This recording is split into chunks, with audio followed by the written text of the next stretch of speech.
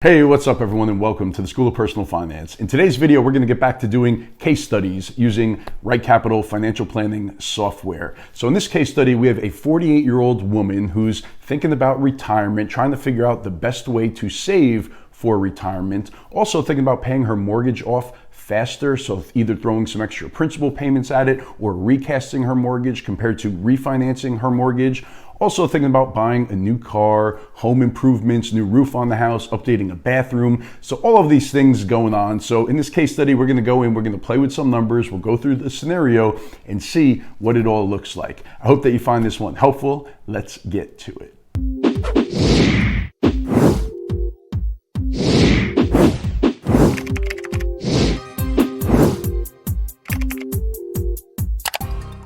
All right, so before we get started, if you would like me to do a case study based on your information, send me an email, rich@schoolofpersonalfinance.com, and I'll let you know what I need from you to put it all together. But remember, none of this is personal financial advice. It is only for educational purposes. Even though you're sending me your basic information, I don't know all the details and I'm making a lot of assumptions. If you'd like to work with me one-on-one, head over to schoolofpersonalfinance.com. Check out the different ways that you could work with me. I do offer what I call power sessions, where we just have a one-on-one Zoom call going through Right Capital and do a basic overview of your entire financial situation, and I give you recommendations and everything. All right, I'm going to share my screen with you. Let's get started with this case study. All right, so let's start by looking through the net worth statement. So now in the bank, through a couple different accounts and a few CDs, she has $105,000 in the bank. And as far as credit cards go, she owes $2,300 on the 0% intro rate credit card that I'm sure she's planning on paying off before that 0% promo rate expires. For her investment accounts, she has a 401k at a previous employer with $205,000, and that is invested pretty aggressively.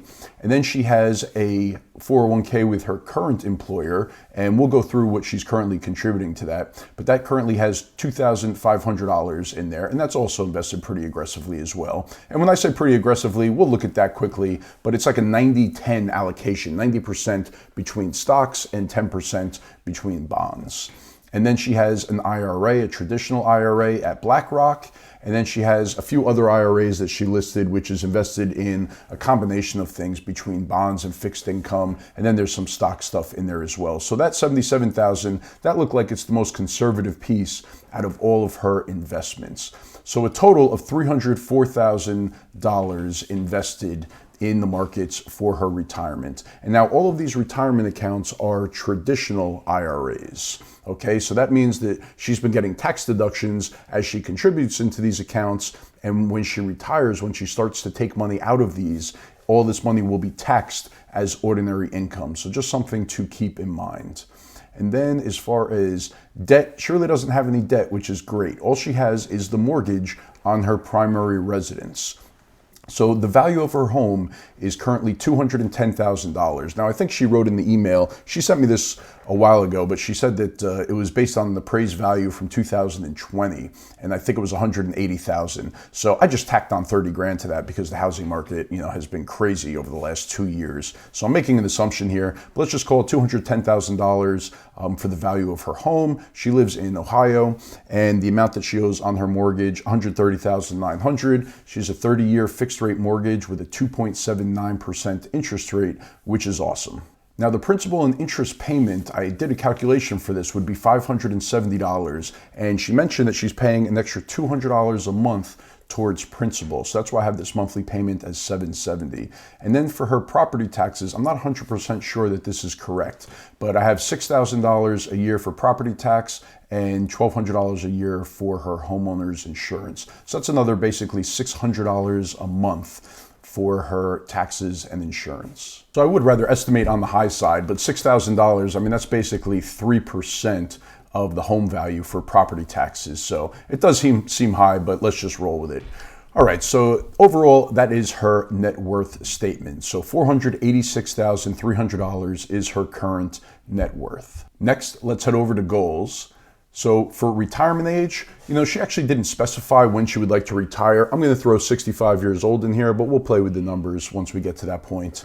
Retirement expenses, I am keeping that pretty consistent with how much she's currently spending now. So now this does not include the mortgage payment, things that we've already accounted for. So that property taxes and insurance as well.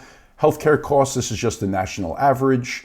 And then for vacation goals, she didn't specify this either, but I'm going to throw $3,000 a year in there for a vacation goal.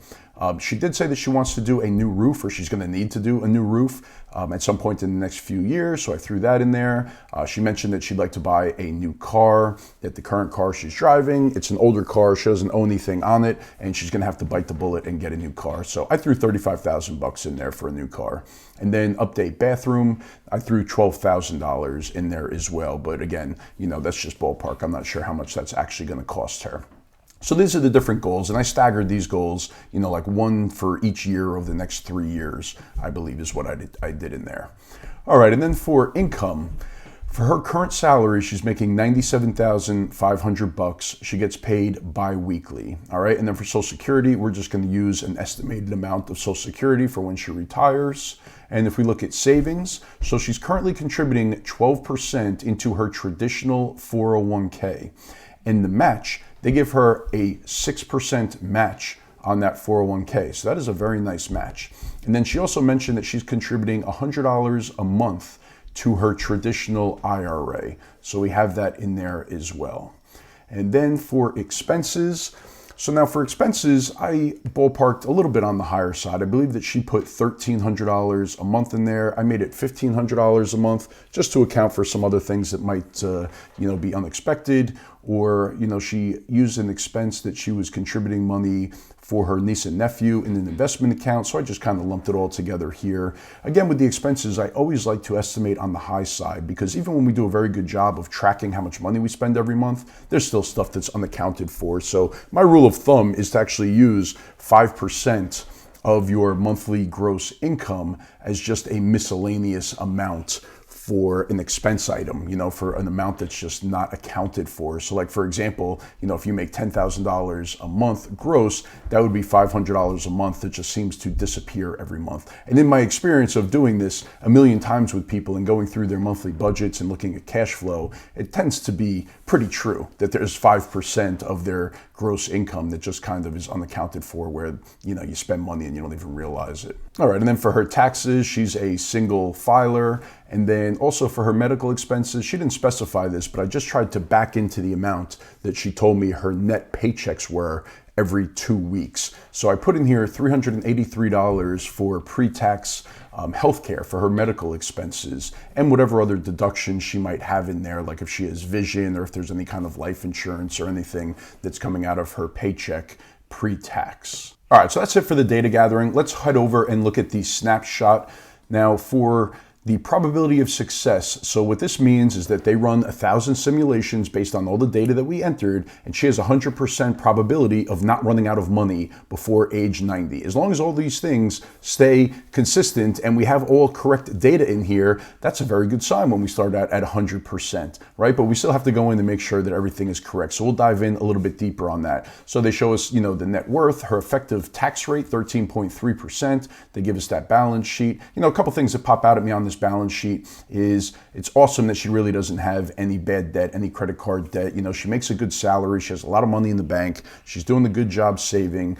She has a low cost of living. So all these things are in her favor. And then this one down here, so $304,500, that's the amount that she has in her tax deferred assets, right? So those are her 401ks and IRAs. And she doesn't have any money in regular brokerage accounts or any money in Roth accounts, which will be tax free. So that's just something to keep in the back of your mind. All right, so now let's go over to this retirement tab and we will start playing with some numbers. Okay, so now this is where we show the current plan. That's all the data we put in. Then the proposed plan, this is if we want to make changes to it. Like say, for example, we want to say she wants to retire at age 62. We hit refresh right here. Let's see how big of a difference that makes. Not a terrible difference. She's still at 100% and she still passes away with almost $3 million. So definitely doable, from my initial thoughts with this. And then we could come back here later and play around with some of these numbers, like if she contributes more to her 401k or to her IRAs, what kind of impact will that have But where I wanted to go is to this cash flows tab and walk through this a little bit. So now this breaks down her cash flow each and every year going forward. And we have inflation assumptions. So for her salary, we have it growing by, I believe it's 2.5% or 3%. Her expenses are going to be growing. We have, her tax estimates in here. So let's just look at 2022. So $97,500, that is her salary. For her expenses, we have $1,500 living expense. Then we have her housing expense, which is her principal, interest, taxes, and insurance. Right? Then we have the debt, so that's the $2,300 credit card that she has, and then we have her healthcare expenses as well. So that's where we get that $41,336. And now for these goals, so as you could see, for 2022, I have this $12,000 goal. This is to update the bathroom. All right, and then the vacation goal that we put in for $3,000 a year. And then we could see next year, we have the purchase of a car and her financing the car, so putting a down payment and then financing it over 5 years. And then in 2025, we have this goal of putting the roof on the house. So that is where we are getting these numbers from for her goals. All right, then we have the estimated tax payment. So this planned savings, this is her 401k contribution, and also that $100 a month IRA contribution. So that's where we're getting that number from. So her total outflows. And then at the end of the year, this is about how much should be left over. I'm counting it in here that she is just spending this money, right? Hopefully that is not the case, but that's the assumption that I'm making. So this column right here, I look at as an opportunity to give this money a job, to determine where we want this money to be going, especially in these later years. I'm sure that she's not going to be just spending that money on things that she doesn't really know where it's going.